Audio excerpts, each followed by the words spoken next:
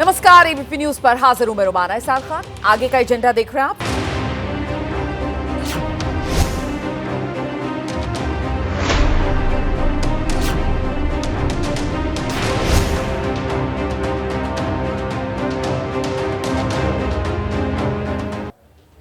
और आइए अब विस्तार से खबरों का रुख करते हैं। पहले बात उत्तर प्रदेश के संभल की, जहां 24 नवंबर को भड़की हिंसा के बाद अब शांति है। प्रशासन का एक्शन जारी है। इसी बीच संभल हिंसा को लेकर मुख्यमंत्री योगी आदित्यनाथ जो हैं, उनके निर्देश सामने आए हैं। मुख्यमंत्री योगी आदित्यनाथ की तरफ से अधिकारियों को कड़ा संदेश दे दिया गया है और इसी से जुड़ी बड़ी खबर अब मैं आपको बताने जा रही हूं। संभल हिंसा को लेकर मुख्यमंत्री योगी आदित्यनाथ सख्त, उपद्रवियों से नुकसान की वसूली की जाए, ये योगी आदित्यनाथ की तरफ से सीधा फरमान सुना दिया गया है। अधिकारियों को सीएम योगी ने सख्त निर्देश दिए हैं। अराजकता फैलाने वालों के पोस्टर लगाए जाएं, हिंसा का आरोपी बचना नहीं चाहिए, ये कह रहे हैं सीएम योगी आदित्यनाथ। किसी भी उपद्रवी को बख्शा ना जाए, किसी भी उपद्रवी के साथ नरमी से पेश ना आया जाए। संभल घटना से जुड़े उपद्रवियों के साथ पूरी कठोरता से निपटे प्रशासन। जिन लोगों ने सार्वजनिक संपत्ति को क्षतिग्रस्त किया है, उसे वापस ठीक कराने का खर्चा उन्हीं उपद्रवियों से वसूला जाए। अराजकता फैलाने वालों को चिन्हित कर उनके आप पोस्टर लगाएं, ये साफ निर्देश योगी आदित्यनाथ की तरफ से दिए गए। जनता का सहयोग लें, सघन सर्च ऑपरेशन चलाएं, एक भी उपद्रवी बचना नहीं चाहिए। संभल घटना से जुड़े किसी भी उपद्रवी के साथ नरमी ना बरतें, तो एक भी उपद्रवी बचना नहीं चाहिए, ये योगी आदित्यनाथ की तरफ से सीधे सीधे संदेश दिया गया है।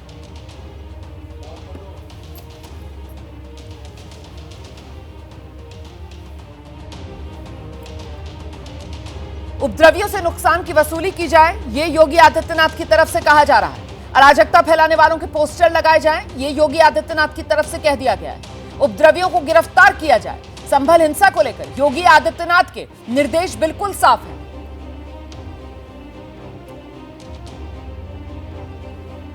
और इस बीच एक और बड़ी खबर मैं आपको बताने जा रही हूं। देखिए, संभल हिंसा को लेकर इंडिया गठबंधन में अब दरार दिखने लगी है। समाजवादी पार्टी के नेता कह रहे हैं संसद में कांग्रेस ने संभल हिंसा का मुद्दा नहीं उठाया। समाजवादी पार्टी अकेले संभल हिंसा को लेकर संसद के भीतर लड़ाई लड़ रही है। संभल हिंसा पर इंडिया गठबंधन में यह दरार कल ही नजर आ गई थी। जिस तरीके से प्रोफेसर रामगोपाल की तरफ से कहा गया था कि जब वहां प्रशासन ने पाबंदी लगा रखी है जाने पर, तो ऐसे में अगर कोई जाना चाह रहा है तो फॉर्मेलिटी ही है। और कल आप जानते हैं राहुल गांधी जो है वो संभल जाने के लिए निकले थे। संभल हिंसा पर इंडिया गठबंधन में दरार दिख रही है। समाजवादी पार्टी का कांग्रेस पर सीधा आरोप है, कांग्रेस ने लोकसभा में संभल का मुद्दा नहीं उठाया। धर्मेंद्र यादव ये कह रहे हैं,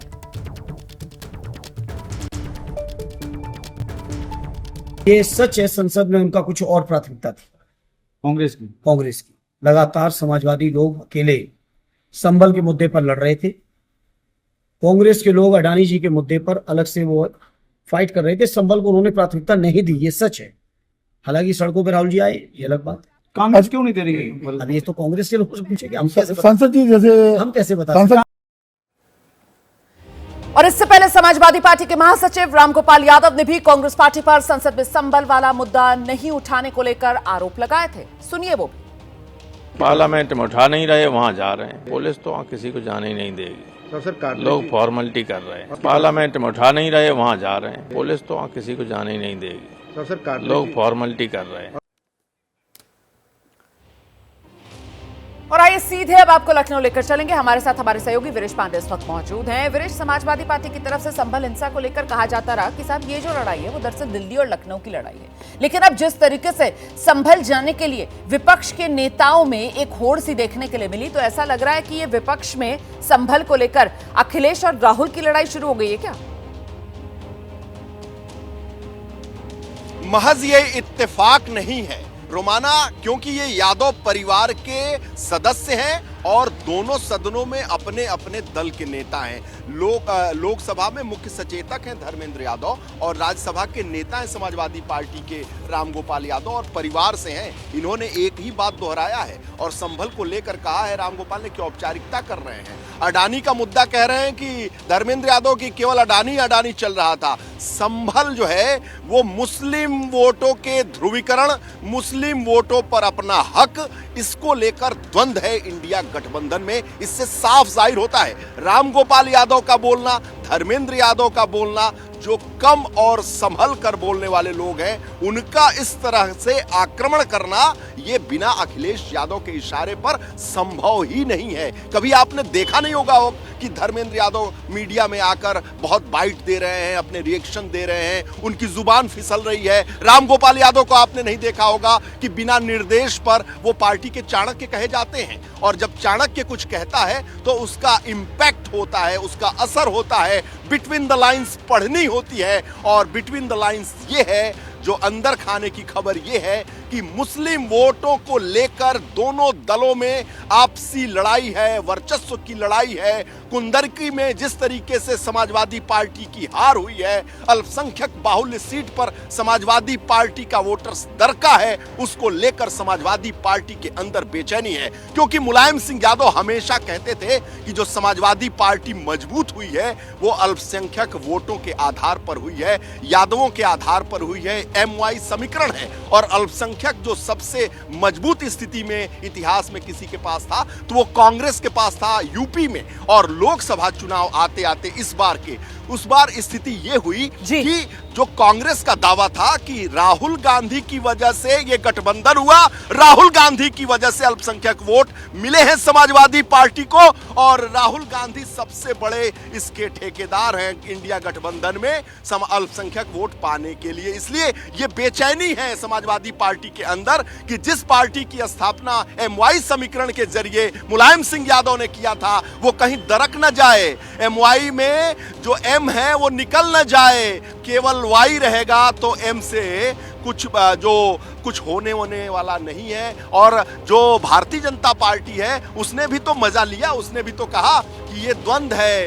ये बयान इसलिए बताया जा रहा है कि राहुल गांधी जो जा रहे हैं औपचारिकता कर रहे हैं, संभल में कुछ नहीं बोलते हैं तो समाजवादी पार्टी स्पष्ट कर देना चाहती है अल्पसंख्यक बाहुल्य अपने वोटर्स के बीच में कि अगर संभल अल्पसंख्यकों के लिए कोई लड़ सकता है तो वो समाजवादी पार्टी ही लड़ सकती है। और समाजवादी पार्टी ही मुलायम सिंह के जमाने से अल्पसंख्यकों की सबसे बड़ी रहनुमा रही है। बिल्कुल वीरेश, आप महत्वपूर्ण जानकारी दे रहे हैं। मैं बाद में आपका एक बार फिर से रुक करूंगी। फिलहाल इस तमाम जानकारी के लिए आपका बहुत शुक्रिया। तो संभल में 24 नवंबर को जो हिंसा हुई उसके मामले में एक नया और चौंकाने वाला मोड़ आ गया है। ये घटनास्थल पर फोरेंसिक टीम की तरफ से जांच के दौरान जमीन में दबे कुछ कारतूस भी बरामद किए गए।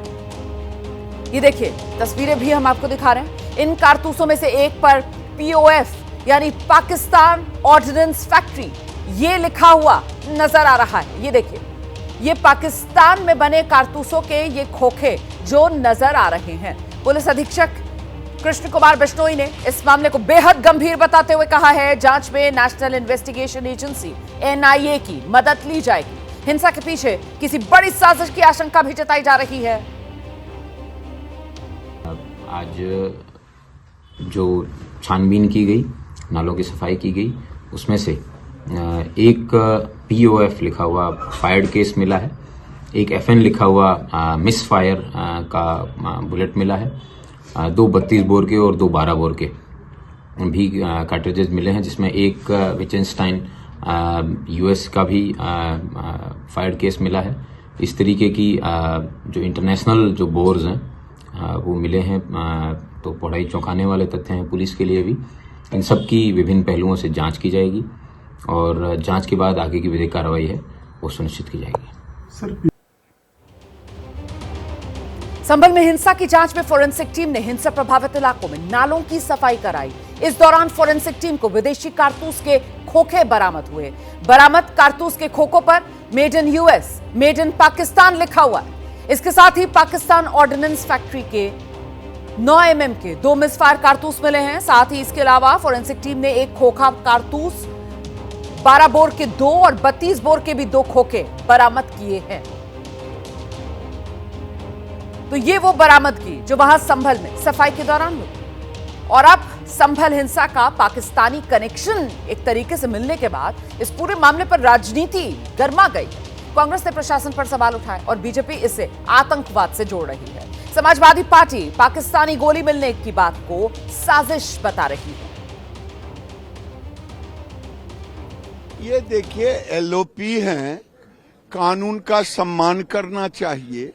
10 तारीख तक वहां सबको रोक लगाया गया है, फिर भी राहुल गांधी अगर जा रहे हैं तो लगता है अखिलेश यादव आगे बढ़ गए संभल पर बोल करके, उसी की खाना पूर्ति करने और पॉलिटिकल टूरिज्म करने। ये सबसे बड़ी दुखद घटना है, ये चौंकाने वाली घटना है, ये अखिलेश जी राहुल गांधी को जानने वाली घटना है कि वो भी पाकिस्तान का कारतूस मिला है। इससे साफ जाहिर होता है कि संभल में आतंकवादियों का जड़ है।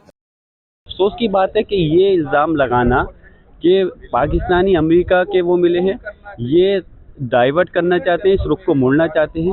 जिन जनता के पास में जो वहाँ पे अपने हक के लिए आवाज़ उठाने के लिए गए थे, पूछने के लिए गए थे कि क्यों दोबारा से सर्वे किया जा रहा है, तो उन जिनके पास में हथियार दूर दूर तक नहीं था, उनके पास में आप ये इल्ज़ाम लगा रहे हो। अरे ये पुलिस जो है, जो अपने ऊपर से हटाने के लिए अपनी साजिश जो इन्होंने करी है, उस चीज़ को धोने के लिए इस मुद्दे को भटकाना चाहती है। अपनी नाकामियों को छुपाना चाहता है। 10 दिन के बाद इन्हें अब खोखे भी मिलने लग गए हैं कि वो खोखे कहाँ से आ गए हैं। पाकिस्तान के कारतूस आ गए तो सबसे पहले तो वहाँ के पुलिस प्रशासन को, वहाँ के इंटेलिजेंस को टोटल को सस्पेंड कर देना चाहिए। कहाँ से आ गए भाई? और 10 दिन बाद कहाँ मिले तुम्हें? मतलब उन्हें मौका वारदात की जो चीज़ें हैं वो 10 दिन बाद मिल रही। क्या तमाशा बना दिया है, जाँच के नाम पर मजाक बना कर रख दिया। आगे बढ़ते हैं, कुछ और खबरों का रुख करते हैं। ग्रेटर नोएडा में यमुना एक्सप्रेसवे के 0 पॉइंट पर किसानों के धरने को पुलिस प्रशासन ने देर रात खत्म करा दिया। इस दौरान पुलिस ने कुछ किसानों को हिरासत में भी लिया। पुलिस ने धरना स्थल को पूरी तरीके से खाली करा दिया है। जानकारी जो मिल रही है उसके मुताबिक जेल से छूटने के बाद किसान एक बार फिर दलित प्रेरणा स्थल पर धरना देने की योजना बना रहे थे, लेकिन अचानक पहुंची पुलिस ने धरने को ही खत्म करा दिया। 0 पॉइंट और वहां से पुलिस ने देर रात धरना खत्म करा दिया। आपको बता दें, किसानों ने यमुना एक्सप्रेसवे के 0 पॉइंट पर महापंचायत बुलाई थी। दलित प्रेरणा स्थल से किसानों की गिरफ्तारी के विरोध में ये पंचायत बुलाई गई। किसानों का दावा था पंचायत के दबाव में पुलिस ने सभी 126 किसानों को जेल से रिहा कर दिया था और इसी के बाद गिरफ्तार किसान रिहा होने के बाद 0 पॉइंट पर महापंचायत में शामिल हुए थे। दिखाते हैं आपको अपने सहयोगी बलराम पांडे की एक रिपोर्ट। हम ग्रेटर नोएडा के 0 पॉइंट पे मौजूद हैं, जहां पर किसानों का धरना चल रहा था, लेकिन पुलिस प्रशासन ने इस धरने को खत्म करा दिया और देर रात करीब 30 से ज़्यादा किसानों को हिरासत में ले लिया गया है। आप देख सकते हैं कि यहां पर कल टेंट लगा हुआ था, मैट पड़ी हुई थी और सैकड़ों की तादाद में किसान यहां पर बैठे हुए थे। एक महापंचायत भारतीय किसान यूनियन की तरफ से यहां पर बुलाई गई थी, जिसमें हजारों की संख्या में किसान इकट्ठा हुए थे और उस महापंचायत में ये निर्णय लिया गया था कि जो किसान गिरफ्तार किए गए हैं दलित प्रेरणा स्थल से, उन्हें छोड़ा जाए। उसके बाद ही प्रशासन से किसान बातचीत करेंगे। हालांकि पुलिस प्रशासन ने सभी गिरफ्तार किसानों को छोड़ दिया और उसके बाद 3 दौर की बातचीत हुई, लेकिन बातचीत सकारात्मक नहीं रही और किसान अपनी जिद पर अड़े रहे कि जब तक उनकी मांगें पूरी नहीं होती तब तक वो यहाँ से नहीं जाएंगे। और शायद यही वजह है कि जिस तरीके से किसान यहाँ पर रात भर रुकने का ऐलान कर चुके थे, उसको लेकर के प्रशासन पूरी तरह से अलर्ट था और देर रात यहाँ पर जो टेंट लगा था, जो कुर्सियाँ पड़ी थी, जो मेज़ थी, वो सारी हटा दी गई और जो किसान यहाँ पर धरने पर बैठे थे उन्हें पुलिस ने हिरासत में ले लिया। और आप देख सकते हैं कि किस तरीके से भारी संख्या में जो पुलिस बल है वो यहाँ पर तैनात किया गया है, ताकि जो किसान यहाँ पर आना चाहे उन्हें पहले ही रोक दिया जाए। यानी कुल मिला के ये कह सकते हैं कि नोएडा, ग्रेटर नोएडा में जो किसानों का धरना था वो पूरी तरह से खत्म कर दिया गया है और कोशिश प्रशासन की यही है कि अब दोबारा यहां पर धरना ना हो, क्योंकि सरकार भी बार बार यही कह रही है कि बातचीत के जरिए समस्या का समाधान होगा, अराजकता के जरिए समस्या का समाधान नहीं होगा। और शायद यही वजह है कि अधिकारी बार बार किसानों से कह रहे हैं कि वो अपनी समस्याओं को लिखित में दें, उन सभी समस्याओं का निदान होगा। लेकिन धरना देना, प्रदर्शन करना, सड़क जाम करना, इसका कोई औचित्य नहीं है। और आइए सीधे आपको लेकर चलेंगे ग्रेटर नोएडा से। इस समय हमारे साथ हमारे सहयोगी बलराम पांडे मौजूद हैं। बलराम, आपकी रिपोर्ट अभी हम दर्शकों को दिखा रहे थे, मुझे ये बताइए कि अब जबकि पुलिस ने ये धरना खत्म करवा दिया है, किसान रणनीति आगे के लिए क्या बना रहे हैं?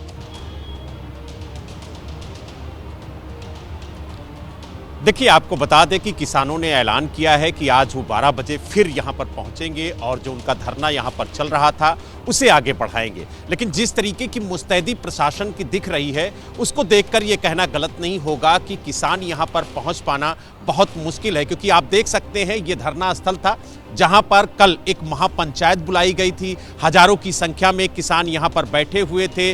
देर रात सैकड़ों की तादाद में किसान रह गए थे, लेकिन जैसे देर रात हुई उसके बाद लगभग 30 से ज्यादा किसानों को हिरासत में लिया गया और अब जानकारी मिल रही है कि उन्हें गिरफ्तार करके लुक्सर जेल भेजा जा रहा है। तो यानी कुल मिला के ये कह सकते हैं कि किसानों के धरने को खत्म कराने के लिए प्रशासन पूरी तरह से मुस्तैद नजर आ रहा है। और आप देख सकते हैं कि ठीक सामने किस तरीके से भारी संख्या में जो पुलिस बल है वो तैनात किया गया है। और इसी तरह की तस्वीरें नोएडा और ग्रेटर नोएडा के तमाम इलाकों में देखने को मिल रही है। और साथ ही जो सीनियर अधिकारी हैं, उन्होंने जो थाना स्तर पर अधिकारी तैनात किए गए हैं, उनको ये स्पष्ट निर्देश दिए हैं कि वो अपने इलाके के किसान नेताओं को चिन्हित करें और उन्हें वहीं पर रोके, वो धरना स्थल तक ना पहुंच पाएं और किसी भी तरह से इस धरने को खत्म किया जाए। हालांकि जो सीनियर अधिकारी हैं वो लगातार किसान नेताओं से बात करने की कोशिश भी कर रहे हैं और उनका कहना है कि जो धरना वो दे रहे हैं उसका कोई औचित्य नहीं है, वो अपनी शिकायतें लिखित में दे, उसके लिए सरकार से बातचीत की जाएगी और बातचीत के जरिए ही हर समस्या का समाधान होगा, ये कहना है अधिकारियों का। अगर हम कल की बात करें तो कल 3 दौर की बातचीत प्रशासन की तरफ से किसानों से की गई थी, लेकिन वो जो बातचीत है वो बेनतीजा रही और यही वजह है कि रात में प्रशासन को एक्शन लेना पड़ा और जो किसान यहाँ पर धरना दे रहे थे उन्हें हिरासत में लेना पड़ा और अब उन्हें गिरफ्तार कर लिया गया है। यानी कुल मिला के ये कह सकते हैं कि अब देखने वाली बात ये होगी कि किसानों की अगली रणनीति क्या होगी, क्योंकि किसान नेता राकेश टिकैत ने स्पष्ट कहा था कि अब हम दिल्ली नहीं बल्कि लखनऊ कूच करेंगे और ट्रैक्टर ट्रॉली लेकर के हम लखनऊ की तरफ बढ़ेंगे अगर हमारी मांगे नहीं मानी गई। तो अब देखने वाली बात ये होगी कि कल जिस तरीके से राकेश टिकैत होगा कि क्या रणनीति किसानों की तरफ से अपनाई जाती है। बहुत शुक्रिया आपका बलराम पांडे इस तमाम जानकारी के लिए। हम आगे बढ़ रहे हैं, अगली खबर का रुख कर रही हूं मैं। अभिनेता सलमान खान को धमकी के मामले में बड़ी खबर यह मिल रही है कि पुलिस ने धमकी देने वाले को हिरासत में लिया। आरोपी का नाम सतीश वर्मा से पूछताछ जारी। कल सलमान खान को सेट पर धमकी दी गई थी। आरोपी ने कहा था, लॉरेंस को बुलाऊं क्या? फिल्मों में जूनियर आर्टिस्ट का काम करता है आरोपी सतीश वर्मा, जिसने धमकी सलमान खान को दी थी, ये कहकर लॉरेंस को बुलाऊं क्या? तो फिलहाल इस आरोपी से पूछताछ जारी है। पुलिस ने धमकी देने वाले को हिरासत में ले लिया है।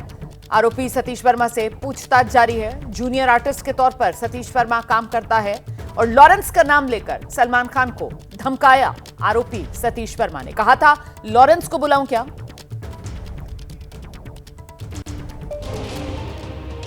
इस बीच बाबा सिद्दीकी हत्याकांड में बड़ा खुलासा हो रहा है। हिट लिस्ट में सलमान खान का भी नाम था, यह पुलिस की तरफ से बताया जा रहा है। पुलिस की पूछताछ में आरोपियों ने इस बात का खुलासा किया।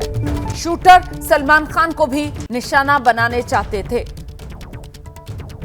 तो जो शूटर्स थे उनके निशाने पर सिर्फ बाबा सिद्दीकी या सिर्फ बाबा सिद्दीकी का बेटा जिशान सिद्दीकी ही नहीं बल्कि सलमान खान भी थे। ये बड़ी खबर इस वक्त की। जो आरोपी हैं, पूछताछ में उन्होंने ये खुलासा किया है। बाबा सिद्दीकी हत्याकांड से जुड़े आरोपी और उन्हीं ने पुलिस की पूछताछ में यह खुलासा किया है कि हिटलिस्ट में सलमान खान का नाम भी था। शूटर सलमान खान को भी निशाना बनाना चाहते थे। उत्तर प्रदेश में मदरसों से जुड़ी एक बड़ी खबर आ रही है। मदरसा अधिनियम संशोधन योगी सरकार करेगी, ये इस वक्त की बड़ी खबर है। इस अधिनियम के दायरे से बाहर की जाएंगी कामिल और फाजिल की डिग्रियां। शासन स्तर पर प्रस्ताव तैयार किया जा रहा है। यूपी मदरसा अधिनियम 2004 में संशोधन करने की तैयारी में है योगी सरकार। तो यूपी मदरसा अधिनियम 2004 और उसी में संशोधन की तैयारी में योगी सरकार। मदरसा अधिनियम और नियमावली सिर्फ 12वीं क्लास तक ही सीमित रहेगी। इस अधिनियम के दायरे से फाजिल मतलब स्नातक और कामिल मतलब पोस्ट ग्रेजुएट, ये जो डिग्रियां हैं वो बाहर की जाएंगी। 12वीं क्लास से आगे कामिल और फाजिल का प्रमाण पत्र देने वाले मदरसों को मान्यता नहीं दी जाएगी, क्योंकि ये सभी डिग्री यानी ग्रेजुएशन और पोस्ट ग्रेजुएशन की डिग्री यूजीसी अधिनियम के तहत ही दी जाती है।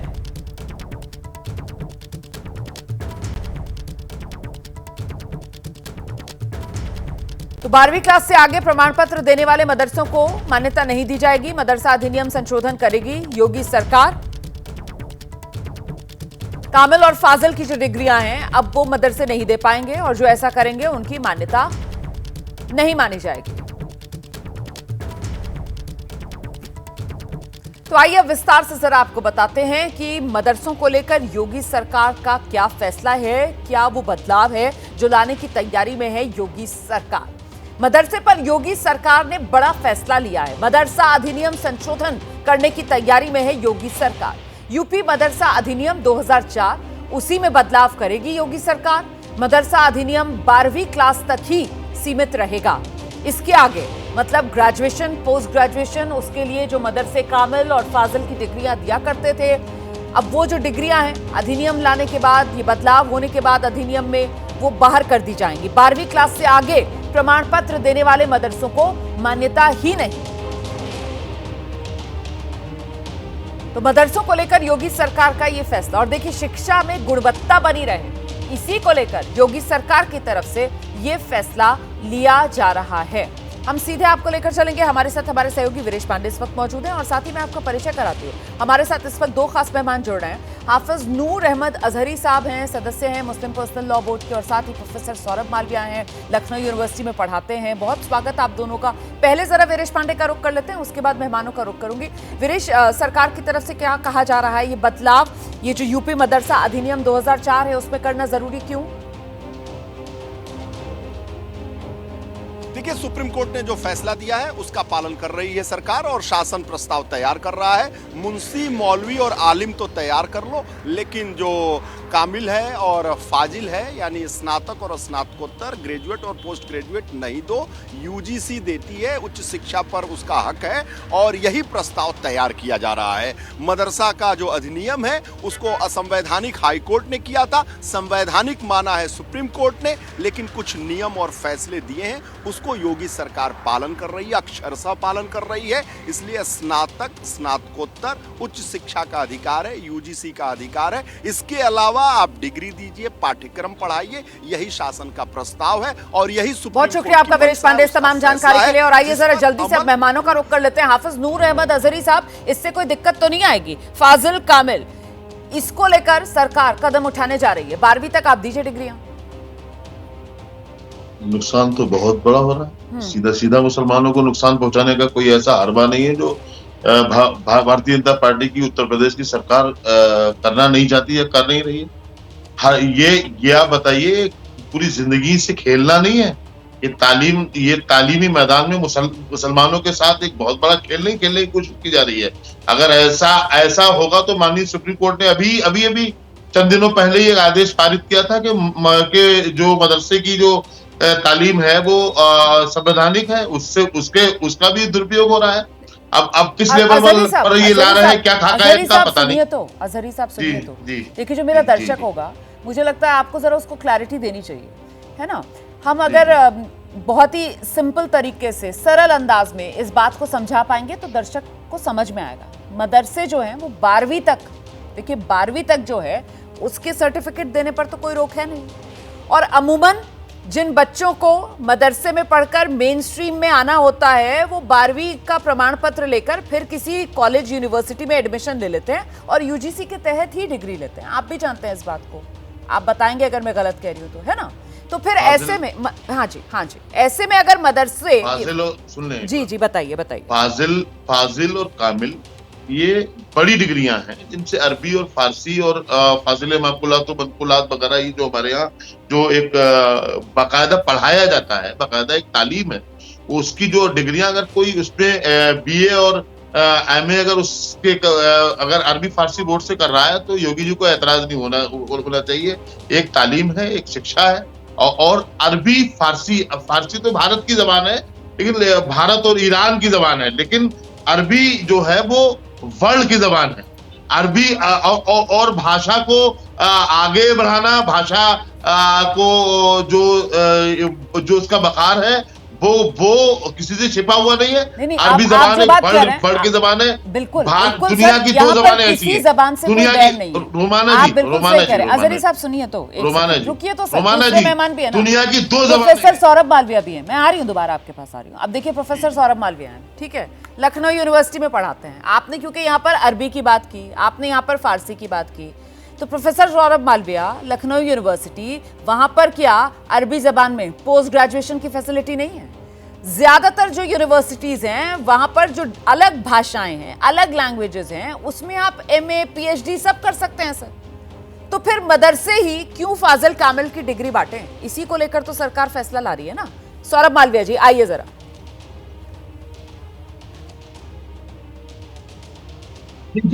रोमाना जी, ये सच है कि शिक्षा समाज के लिए और समाज के विकास में शिक्षा की बड़ी महत्वपूर्ण भूमिका होती है, यह सच है। और वो देश और समाज का भविष्य है, यानी आने वाली पीढ़ियां हमारी भविष्य होती हैं।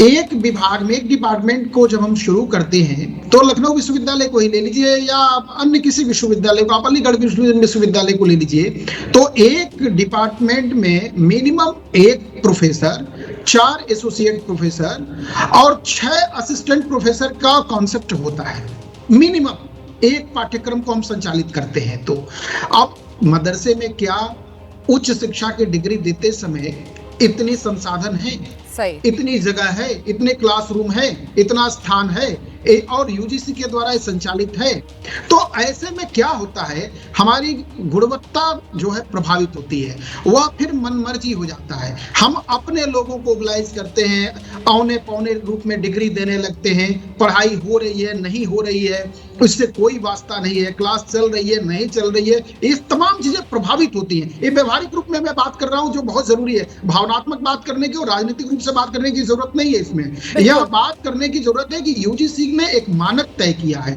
मानक के आधार पर यदि शिक्षा नहीं दी जाएगी तो वह समाज लंगड़ा लूला और लड़खड़ाता हुआ खड़ा होगा। हम कैसे समाज का निर्माण करना चाह रहे हैं? मैं पूरी तरीके से आपकी बात से सहमत हूं सौरभ मालविया सर, मैं पूरी तरीके से आपकी बात से सहमत हूं और इसी वजह से मैंने ये सवाल अजहरी साहब से पूछा था। अजहरी साहब, अगर आप अरबी फारसी की बात करते हैं, देखिए सर यहाँ पर जो धार्मिक शिक्षा है उसको देने पर तो किसी तरीके का रोक है नहीं। मुझे लगता है सर हर बात में जबरदस्ती का विरोध करना, इससे कुछ हासिल होता नहीं है। कभी तो सर कहिए ना कि हाँ बढ़िया कदम है, ये मुसलमानों के लिए एक अच्छा कदम है, मुसलमानों में जो शिक्षा की गुणवत्ता है उसी में सर सुधार होगा। अच्छा ही काम कर रही है ना सर योगी सरकार, किसी बात की तो तारीफ कीजिए ना सर। कभी तो धर्म को किनारे पर रखिए सर, या राजनीति को किनारे पर रखिए। जो अदब की सरजमीन लखनऊ से भाई बातचीत कर रहे हैं, मैं भाई की बहुत सारी बातों से सहमत हूँ जी कि मदरसों में मानक, मैं ये चाहता हूँ कि मदरसों को अच्छा किया जाए, जो तालीम में जो गलतियां हैं उनको दूर की जाए। गलतियां हैं ये तो मैं भी मानता हूँ कि उठाया आपने बुलाया, 1 साल के बाद में एग्जाम देने के लिए आ गए, उन्हें डिग्रियां बाद में दे दी गई। हम भी नहीं चाहते ये फाजिल कामिल बाकायदा उनके क्लास हो, बाकायदा उनको पढ़ाया जाए, पढ़ाने की तरगीब दी जाए, उसको खत्म करने का जो प्लान है ये ठीक नहीं है। ये एक तरह से अरबी फारसी बोर्ड पर जबरन हमला है उसको खत्म अब सर, करना इसका है। दूसरा तरीका इसको देखने का ये भी तो हो सकता है ना सर, कि आपने खुद ही कहा कि देखिए खामियां हैं, आप इसको मानते हैं सर, और जब इलाज के लिए डॉक्टर के पास जाते हैं सर, तो डॉक्टर भी कई बार कहता है कि बिना सर्जरी के काम नहीं चलेगा, और ऐसे में फाजिल और कामिल वो किस तरीके से शिक्षा की गुणवत्ता जो है उसके साथ खिलवाड़ हो रहा है, इसी को लेकर ये बड़ा बदलाव, बल्कि ये कहना चाहिए सुधार, जो योगी सरकार लेकर आ रही है यूपी मदरसा अधिनियम 2004 में। हमारा तो इस पर यही नजरिया है। आगे बढ़ रही हूं मैं। बहुत शुक्रिया दोनों खास मेहमानों का हमारे साथ शामिल होने के लिए। देखिए, पुष्पा 2 फिल्म के हीरो हैं अल्लू अर्जुन। उनको देखने के लिए भगदड़ हैदराबाद में मच गई, जहां संध्या थिएटर का एक वीडियो वायरल हो रहा है। अल्लू अर्जुन जो है वो थिएटर में फिल्म देखने पहुंचे थे। अल्लू अर्जुन को देखने के लिए भीड़ वहां पर बेकाबू हो गई। भगदड़ में मां और बच्चा दब गए, मां की मौत हो गई। ये बेहद दर्दनाक खबर है जो सामने आई है हैदराबाद से। अल्लू अर्जुन दक्षिण भारतीय फिल्मों के बड़े अभिनेता हैं। अब तो पूरी दुनिया में अल्लू अर्जुन की अपनी पहचान है। पुष्पा फिल्म से अल्लू अर्जुन ने हर दिल में जगह बनाई है। सीक्वल लेकर आ रहे हैं अल्लू अर्जुन पुष्पा 2, और इसी दौरान आजकल इस फिल्म के प्रमोशन के लिए अल्लू अर्जुन जो है वो अलग अलग इवेंट्स में जाते हुए भी नजर आ रहे हैं। हैदराबाद के संध्या थिएटर का ये वीडियो आप देख रहे हैं। यहाँ अल्लू अर्जुन को आना था, और यहाँ अल्लू अर्जुन को देखने के लिए इतना क्रेज लोगों में कि वहाँ भगदड़ मच गई। इसी दौरान जानकारी मिल रही है कि एक माँ और बच्चा इस भगदड़ में दब गए और माँ की मौत हो गई।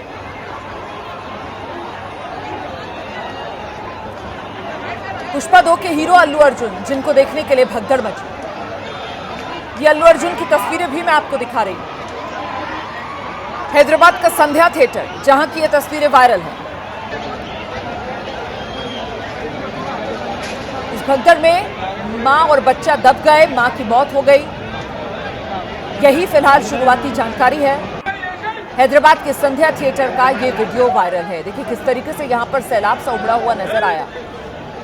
अल्लू अर्जुन को देखने के लिए लोगों में जबरदस्त क्रेज, और उसी के चलते पुलिस ने अंदाजा भी नहीं लगाया होगा कि ऐसी भीड़ आ जाएगी सामने, और बाद में हालात काबू करने के लिए पुलिस वहां पर लोगों को खदेड़ती हुई भी नजर आई।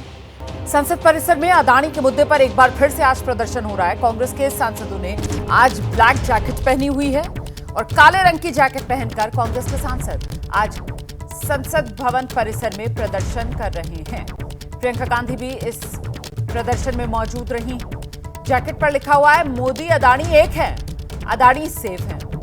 ये देख रहे हैं आप, ये वो काले रंग की जैकेट जो कांग्रेस के सांसदों ने पहनी हुई है, और इस जैकेट पर पीछे ये सफेद रंग का एक गोल घेरा बनाया गया है, और इसी में लिखा हुआ है, मोदी अदानी एक हैं, अदानी सेफ है। मोदी अदानी भाई भाई, इस तरीके की नारेबाजी कांग्रेस के सांसद जो हैं वो संसद भवन परिसर में कर रहे हैं। लगातार अदानी के मुद्दे को लेकर कांग्रेस आक्रामक है। तो आज भी सदन की कार्रवाई शुरू होने से पहले कांग्रेस का अदानी के मुद्दे पर यह विरोध प्रदर्शन शुरू हो चुका है।